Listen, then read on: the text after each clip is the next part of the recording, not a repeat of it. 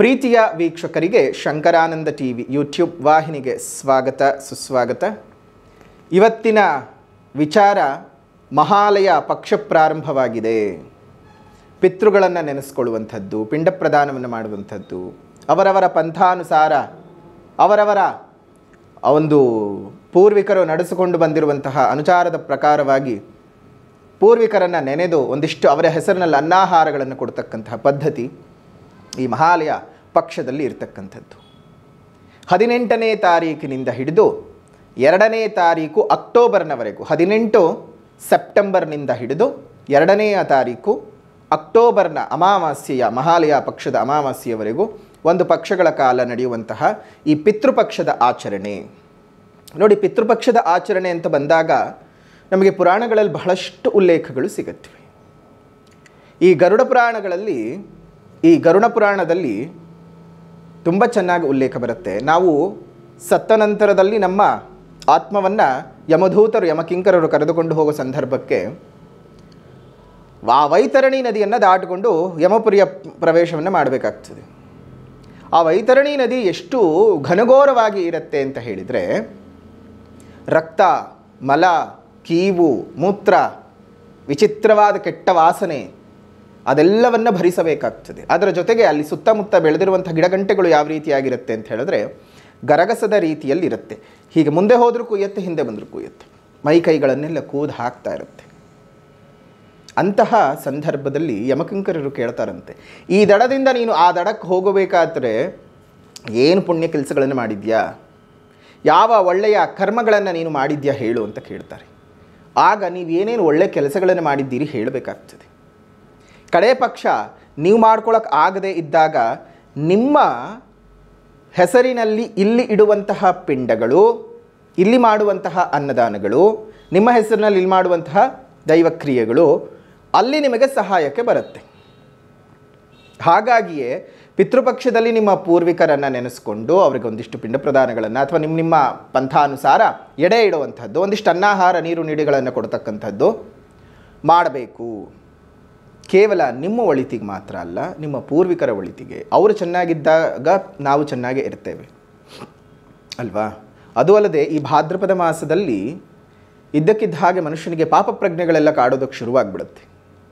ಹಳೆಯ ಘಟನೆಗಳು ಈ ಸುಪ್ತ ಮನಸ್ಸಿನ ಒಂದು ಜಾಗೃತಿಯಿಂದಾಗಿ ಹಳೆಯ ಮಾಡಿದ್ದು ಬೇರೆ ಬೇರೆ ಏನೇನೋ ಘಟನೆಗಳೆಲ್ಲ ನೆನಪಾಗಿ ಮನಸ್ಸು ತುಂಬ ವಿಲವಿಲ ಒದ್ದಾಡ್ತಾ ಇರುತ್ತೆ. ಆ ವಿಲವಿಲ ಒದ್ದಾಡಬಾರ್ದು, ನನ್ನ ಪೂರ್ವಿಕರನ್ನು ನೆನೆಸಿಕೊಂಡು ಅಂತ ಹೇಳಿ ಈ ಒಂದು 15 ದಿವಸಗಳ ಕಾಲ ಅವರ ಹೆಸರಿನಲ್ಲಿ ಶ್ರಾದ್ದ ಕರ್ಮಾದಿಗಳನ್ನು ಮಾಡ್ತಕ್ಕಂಥದ್ದು ನಡೆಯುತ್ತೆ. ಎಷ್ಟೋ ಜನರಿಗೆ ಈ 15 ದಿವಸಗಳಲ್ಲಿ ಅವರು ಯಾವ ತಿಥಿಯಂದು ತೀರು ಹೋಗಿರ್ತಾರೋ ನಮ್ಮ ಪೂರ್ವಿಕರು, ಆ ತಿಥಿಯಂದು ಮಾಡ್ತಕ್ಕಂಥದ್ದು ವಾಡಿಕೆ. ಅದರಲ್ಲೂ ಮುತ್ತೈದೆ ಹೆಂಗಸೇನಾದರೂ ಮುತ್ತೈದೆಯಾಗಿ ಆ ಹೆಣ್ಣು ಪ್ರಾಣವನ್ನು ಬಿಟ್ಟಿದ್ರೆ ನವಮಿ ತಿಥಿಯಂದು ಮಾಡ್ತಕ್ಕಂಥದ್ದು ಅದು ಸಹ ವಾಡಿಕೆ ಇರುವಂಥದ್ದು. ಅದೇ ರೀತಿಯಾಗಿ ಎಷ್ಟೋ ಜನಕ್ಕೆ ಹೋದ ತಿಥಿ ಅಂದರೆ ಆ ವ್ಯಕ್ತಿಯು ಮರಣಿಸಿದ ತಿಥಿಯು ಗೊತ್ತಿಲ್ಲದ ಕಾರಣ, ಗೊತ್ತಿಲ್ಲದೇ ಹೋದರೆ ಅಥವಾ ಅವ್ರಿಗೆ ಆಚರಣೆ ಇಲ್ಲದೆ ಹೋಗಿದ್ದರೆ ಏನು ಮಾಡಬೇಕು? ಪಿತೃಪಕ್ಷದ ಮಹಾಲಯ ಅಮಾವಾಸ್ಯೆಯ ತಿಥಿ ಪರ್ವಕಾಲ, ಪ್ರತಿಯೊಬ್ಬರಿಗೂ ತಿಥಿ ಕಾರ್ಯಗಳನ್ನು ಮಾಡೋದಕ್ಕೆ. ಅವರು ಸತ್ತಂತಹ ತಿಥಿ ನಮಗೆ ಗೊತ್ತಿಲ್ಲ, ಏನು ಮಾಡೋದು ಅಂತಂದರೆ ಅಮಾವಾಸ್ಯೆ ದಿವಸ ಮಾಡ್ಕೊಳ್ಳಿ. ಗೊತ್ತಿದ್ದರೆ ಅವರು ಸತ್ತಂತಹ ತಿಥಿಗಳನ್ನು ಅವರಿಗೆ ಪಿಂಡ ಪ್ರದಾನಗಳನ್ನು ಅಥವಾ ನಿಮ್ಮ ಪದ್ಧತಿಯ ಪ್ರಕಾರ ಏನು ಎಡೆಗಳನ್ನು ಹಾಕ್ತಿರೋ ಆ ರೀತಿಯಾಗಿ ಮಾಡ್ಕೊಂಡು ಹೋಗಬೇಕು. ಇದರಿಂದ ನಿಮಗೆ ಮನೆಯಲ್ಲಿ ಅಭಿವೃದ್ಧಿ ಉಂಟಾಗುತ್ತೆ. ಎಷ್ಟೊಂದು ಜನರು ನೋಡಬಹುದು, ಈ ಒಂದು ಪಿತೃಕಾರ್ಯಗಳನ್ನು ಸರಿಯಾಗಿ ಮಾಡೋದಿಲ್ಲ, ಪಿತೃಪಕ್ಷದ ಆಚರಣೆ ಸರಿಯಾಗಿ ಮಾಡೋದಿಲ್ಲ, ಅಂಥವ್ರ ಮನೆಯಲ್ಲಿ ಮಕ್ಕಳಿಗೆ ಮದುವೆ ಆಗ್ತಾ ಇರೋದಿಲ್ಲ, ಮಕ್ಕಳ ಅಭಿವೃದ್ಧಿ ಆಗೋದಿಲ್ಲ, ಕುಟುಂಬದಲ್ಲಿ ಕಲಹಗಳು ಜಾಸ್ತಿ ಇರುತ್ತವೆ, ನೆಮ್ಮದಿಯಾಗಿ ಅವರು ಜೀವನ ಮಾಡೋದಕ್ಕೆ ಸಾಧ್ಯ ಆಗಲ್ಲ, ಹಣಕಾಸುಗಳು ದಂಡಿಯಾಗಿ ಬಿದ್ದಾದರೂ ಅದನ್ನು ಅನುಭವಿಸೋದಕ್ಕೆ ಸಾಧ್ಯ ಆಗಲ್ಲ, ಒಂದಲ್ಲ ಒಂದು ಕೊರೆಗಳು, ಒಂದಲ್ಲ ಒಂದು ತಾಪತ್ರೆಗಳು ಬರ್ತಾನೆ ಹೋಗ್ತಾ ಇರುತ್ತೆ. ಯಾವುದೇ ವಿಚಾರದಲ್ಲೂ ಅವರ ಬದುಕಿನಲ್ಲಿ ಅಭಿವೃದ್ಧಿ ಅನ್ನೋದು ಶೂನ್ಯವಾಗಿರುತ್ತೆ. ಹೊರಗಡೆ ನೋಡೋಕೆ ತುಂಬ ಚೆನ್ನಾಗಿರಬಹುದು, ಆದರೆ ಮನುಷ್ಯ ಎಷ್ಟು ನೆಮ್ಮದಿಯಾಗಿದ್ದಾನೆ, ಆಂತರ್ಯ ಎಷ್ಟು ಶುದ್ಧವಾಗಿದೆ ಅನ್ನೋದು ಮುಖ್ಯ ಅಲ್ವಾ? ಅದೇ ಶುದ್ಧವಿಲ್ಲ, ಅದೇ ಆಗಲ್ಲ ಅಂತ ಹೇಳಿದ ಪಕ್ಷಕ್ಕೆ ಏನೂ ಮಾಡೋಕ್ಕೆ ಸಾಧ್ಯ ಇಲ್ಲ. ಹಾಗಾಗಿಯೇ ಪ್ರತಿ ವಿಚಾರವನ್ನು ನಾವು ಅರ್ಥ ಮಾಡಿಕೊಳ್ಳುವ ಸಂದರ್ಭಕ್ಕೆ ಏನು ಮಾಡಬೇಕು ಅಂತ ಹೇಳಿದರೆ, ಜೀವನದಲ್ಲಿ ನೆಮ್ಮದಿಯಾಗಿ ನಾವು ಇರಬೇಕು, ನೆಮ್ಮದಿಯಾಗಿ ಪ್ರತಿಯೊಂದು ವಿಚಾರಗಳನ್ನು ಸಹ ನಾವು ಅನುಭವಿಸಬೇಕು ಅಂದರೆ ಪಿತೃಕಾರ್ಯಗಳನ್ನು ಮಾಡಲೇಬೇಕು.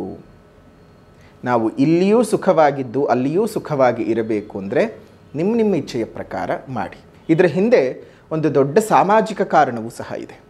ನಿಮ್ಮ ಪೂರ್ವಿಕರ ಹೆಸರನ್ನು ಹೇಳ್ತಾ ಒಂದು 4-6 ಜನಕ್ಕೆ ಅನ್ನ ಹಾಕೋದ್ರಿಂದ ಅನ್ನ ಹಾಕಿದ ಪುಣ್ಯದ ಫಲ, ಒಬ್ಬರ ಹಸಿವನ್ನು ತೀರಿಸಿದಂಥ ಪುಣ್ಯದ ಫಲ ಅದು ಸಹ ನಿಮಗೆ ಸಿಗುತ್ತೆ.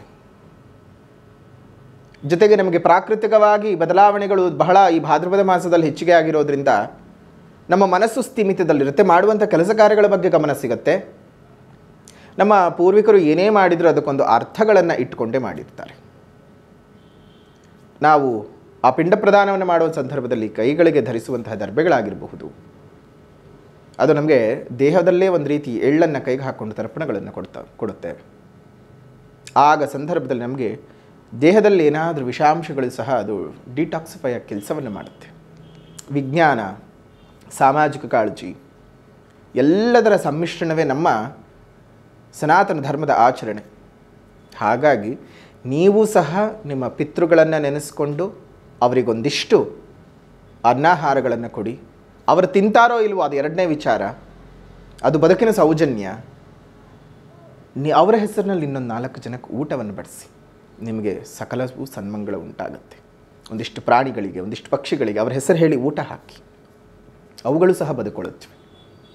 ಸಾಮಾಜಿಕ ಕಾರಣವೂ, ಆಧ್ಯಾತ್ಮಿಕ ಕಾರಣವೂ, ಅದೇ ರೀತಿಯಾಗಿ ವೈಜ್ಞಾನಿಕ ಕಾರಣವೂ ಇರುವಂತಹ ಈ ಒಂದು ವಿಶೇಷವಾದಂಥ ಪಿತೃಪಕ್ಷದ ಆಚರಣೆಯನ್ನು ನೀವೆಲ್ಲರೂ ಕಡ್ಡಾಯವಾಗಿ ಮಾಡಲೇಬೇಕು. ಮಾಡದೇ ಹೋದರೆ ನಿಮ್ಮ ಬದುಕಿನಲ್ಲಿ ಏನೇ ಮಾಡಿಕೊಂಡ್ರೂ ನೀವು ನೆಮ್ಮದಿಯಾಗಿರೋದಕ್ಕೆ ಸಾಧ್ಯ ಇಲ್ಲ.